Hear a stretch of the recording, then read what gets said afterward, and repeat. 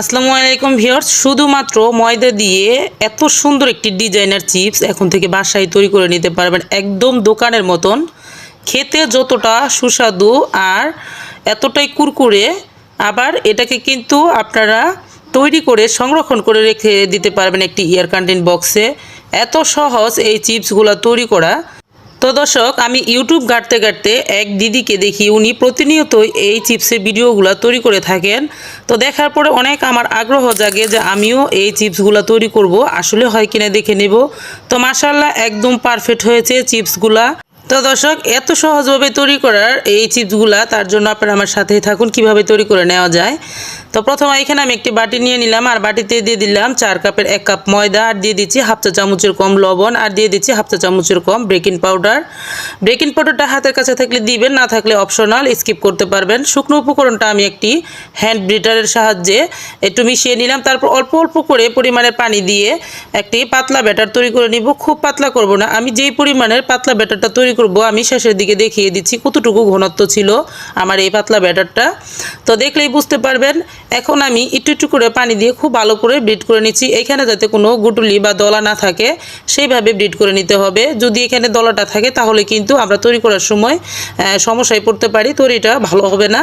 এর জন্য খুব সুন্দর করে দেখুন বিট করে নিলাম হ্যান্ড ব্লিটার দিয়ে। আর এই যে শেষের থেকে ঘনত্বটা আমি দেখিয়ে দিলাম কতটুকু ঘনত্ব দেখুন। এখন আমি 2টা 4 কাপ নিয়েছি, আর কিছু কিছু ব্যাটার একটু উঠিয়ে রাখতেছি। এগুলোতে আমি ফুড কালার দিয়ে দেব। এই ফুড কালার দেওয়াটা একদম অপশনাল, আপনাদের ভালো লাগলে দিবেন, না লাগলে দিবেন না। আমি যেহেতু ভিডিও তৈরি করব তার জন্য সৌন্দর্যের জন্য একটু ফুড কালার দিয়ে দিচ্ছি। আপনারা চাইলে কিন্তু সাদাই তৈরি করে নিতে পারবেন। আর দর্শক, কথা বলতে বলতে বলে দেয়, যারা আমার ভিডিওটা অন করেছেন তারা হয়তো ভুলে গেছেন একটি লাইক দেওয়ার জন্য। একটি লাইক দিয়ে দিবেন আর ভিডিওটি লাইক দিয়ে কন্টিনিউ করবেন। আর যারা আমার চ্যানেলটিতে নতুন তারা আমার চ্যানেলটিকে সাবস্ক্রাইব করবেন, আর যারা অলরেডি সাবস্ক্রাইব করে রেখেছেন তাদেরকে জানাই অসংখ্য ধন্যবাদ। ভিডিওটি ভালো লাগলে অবশ্যই বাসায় একবার ট্রাই করে খেয়ে দেখতে পারেন। আর আপনারা আমার সাথেই থাকুন, আমি বাকি অংশগুলো দেখিয়ে দিচ্ছি। তো এখন কিন্তু আমি একটি চামচের সাহায্যে এই কালারটা মিক্স করে নিচ্ছি, ফুড কালারটা। তো তারপর আমি কিন্তু খুব সহজভাবে তৈরিটা করে নিচ্ছি এই চিপসগুলা। তো দেখুন, এখানে কিন্তু আমার কালারটা মিশানো হয়ে গেছে। তো এই পর্যায়ে আমি একটা নিয়েছি পটেটো চিপসের খালি খোসাটা নিয়েছি, যে প্যাকেটটা আছে সেটা। তো এই প্যাকেটের ভিতরে কিন্তু আমি ব্যাটারটা ঢেলে নিব। প্রথমে আমি হোয়াইট কালারটা ঢেলে নিচ্ছি, এটা প্রথম তৈরি করব। তারপর আমি এক এক করে কালারিংগুলো তৈরি করব। হাতে থাকা উপকরণগুলো দিয়েই কিন্তু এভাবে এত সুন্দর করে চিপসটা তৈরি করা যায়। এখন আমি কোনটাকে একটু কেটে নিচ্ছি। তো এদিকে আমি চুলাতে পাতিল বসাই দিছি, পাতিলটাতে পানি দিয়ে বসাইছি। এটা কিন্তু বলক চলে আসছে। এই পর্যায়ে আমি একটি স্টিলের থালা দিয়ে দিচ্ছি উপরে, আর থালাটাতে কিন্তু অবশ্যই তেল ব্রাশ করে নিতে হবে। তো আমি কিন্তু কিছু পরিমাণে তেল ব্রাশ করে নিচ্ছি। আর দেখুন আমি ডিজাইনটা কিভাবে দিয়ে দিচ্ছি। আপনাদের পছন্দ মতন এভাবে কিন্তু ডিজাইনটা দিয়ে দিতে পারবেন, আর সহজভাবে তৈরি করা যায়। আমি আমার পছন্দ মতন একটা ডিজাইন দিয়ে দিলাম, আর আপনারা চাইলে কিন্তু যে কোনো ডিজাইনটা এখানে দিয়ে দিতে পারবেন। আর দেখুন, এটা আমি যখন একটা তৈরি করে আরেকটা তৈরি করতে যাচ্ছি তখন কিন্তু এই যে ধীরে ধীরে কিন্তু কালারটা চেঞ্জ হয়ে যাচ্ছে, ওদিকে কিন্তু সিদ্ধ হয়ে যেতে চাইতেছে। তো যখনই এটা সিদ্ধ হয়ে যাবে সাথে সাথে কিন্তু উঠিয়ে নিতে হবে, দেরি করা যাবে না। দেরি করলে বেশি সিদ্ধ হয়ে গেলে এটা কিন্তু লেগে যাবে থালাতে। এর জন্য যখনই কালারটা পুরোভাবে চেঞ্জ হয়ে আসবে, একদম সিদ্ধ কালারটা চলে আসবে পানি কালারের মতন, তখনই কিন্তু সাথে সাথে উঠিয়ে নিতে হবে খুন্তির সাহায্যে। আমি কিন্তু এই প্রথম যে চিপসগুলো তৈরি করতেছি হোয়াইট কালার, এই কালারটাতে কিন্তু আমি ভিডিওটা স্কিপ করিনি, আপনাদের বোঝার জন্য আমি এভাবে রেখে তৈরি করে দিলাম যাতে আপনারা বুঝে তৈরি করতে পারেন। তো পরে যে আমি কালারিং চিপসগুলো তৈরি করব সেইগুলোতে কিন্তু আমি ভিডিওটা স্কিপ করে দিয়েছি, না হলে ভিডিওটা কিন্তু অনেক বড় লং হয়ে যাবে। তো দেখুন, এখন আমি একটু একটি ঢাকনা দিয়ে ঢেকে দিচ্ছি শুধু ভালো করে সিদ্ধটা হয়ে যাওয়ার জন্য, কালারটা চেঞ্জ হওয়ার জন্য। এখানেও কিন্তু আমি ভিডিওটা স্কিপ করিনি, দেখুন দেখাই যাচ্ছে কিভাবে সিদ্ধ হয়ে যাচ্ছে। যখনই একটু কালারটা ভালো করে সিদ্ধ হয়ে চেঞ্জ হয়ে যাবে তখন আমি সাথে সাথে কিন্তু উঠিয়ে নিব। এই পর্যায়ে দেখুন একেবারে সিদ্ধ হয়ে গেছে। তো এখন আমি ঢাকনাটা নামিয়ে নিচ্ছি। আপনারা ঢাকনা দিলেও পারবেন, ঢাকনা না দিলেও সমস্যা নেই, এমনিতেও কিন্তু সিদ্ধ হয়ে যাবে। তো এখন দেখুন আমি সাথে সাথে উঠিয়ে নিচ্ছি, খুব সুন্দরভাবে উঠে যাবে, এখানে কিন্তু লেগে থাকবে না। কিন্তু দেরি করলে এটা শুকিয়ে যাবে, প্লেটে শুকিয়ে গেলে কিন্তু লেগে যাবে। এর জন্য সাথে সাথে তুলে নেওয়ার চেষ্টা করবেন, আর এভাবেই কিন্তু উঠে যাবে। এগুলা দিয়ে তৈরি করার পরে কিন্তু আপনারা চাইলে ফ্যানের বাতাসে শুকিয়ে নিতে পারবেন, আবার রৌদ্রেও শুকিয়ে নিতে পারবেন। তো দর্শক, সবগুলোই কিন্তু আমি এভাবে উঠিয়ে নিচ্ছি। এর জন্য আমি বলে দিচ্ছি প্রতিবারই চিপসগুলো দেওয়ার আগে কিন্তু তেলটাকে ব্রাশ করে নেবেন, এতে করে কিন্তু সুন্দরভাবে উঠে যাবে, লাগবে না। তো এখন আমি দেখুন কালারিং চিপসগুলোও কিন্তু তৈরি করে নিচ্ছি। আমি তো আগেই বলে দিয়েছি যে এখানে আমি ভিডিওটা স্কিপ করে দিয়েছি, নয়তো ভিডিওটা অনেক বড় লং হয়ে যাবে। তো এখানে দেখুন এই চিপসগুলো তৈরি করতে করতে কিন্তু একদিকে সিদ্ধ হয়ে যাচ্ছে, আমার ঢাকনা দেওয়ার প্রয়োজন নেই। এখন আমি শুধু চিপসগুলো তৈরি করার পরে উঠিয়ে নেব। যেগুলো সিদ্ধ হয়ে গেছে এগুলো আমি উঠিয়ে নেব, দেরি করলে শুকিয়ে যাবে, প্লেটে শুকিয়ে গেলে লেগে যাবে।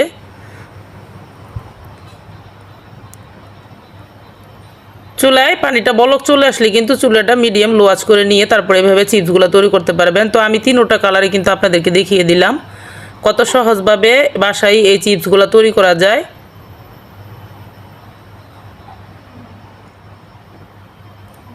তো দর্শক এভাবে কিন্তু আমি সবগুলো চিপসই তৈরি করে নিলাম, অনেকগুলো চিপসই আমার এখানে হয়েছে।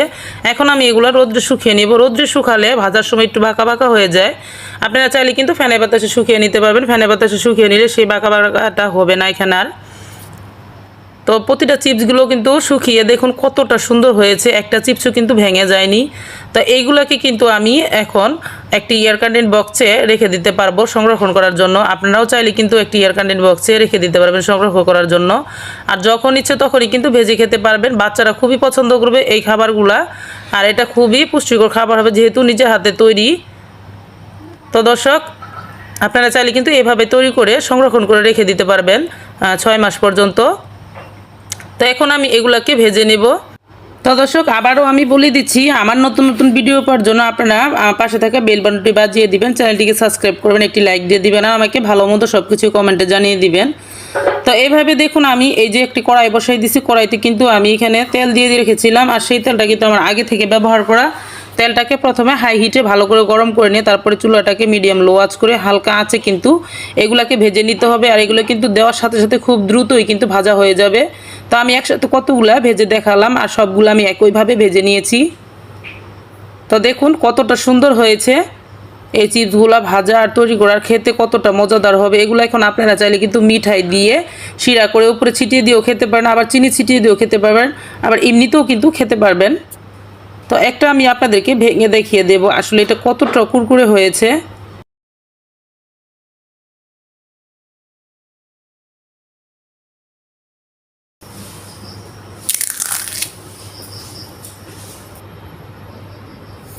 তো দর্শক আশা করি আজকের এই ভিডিওটি আপনাদের কাছে ভালো লাগবে। ভালো লাগলে অবশ্যই বাসায় একবার ট্রাই করতে পারেন আর আমাকে লাইক কমেন্টে জানিয়ে দিতে পারেন আসলে এই রেসিপিটা আপনাদের কাছে কতটা ভালো লেগেছে।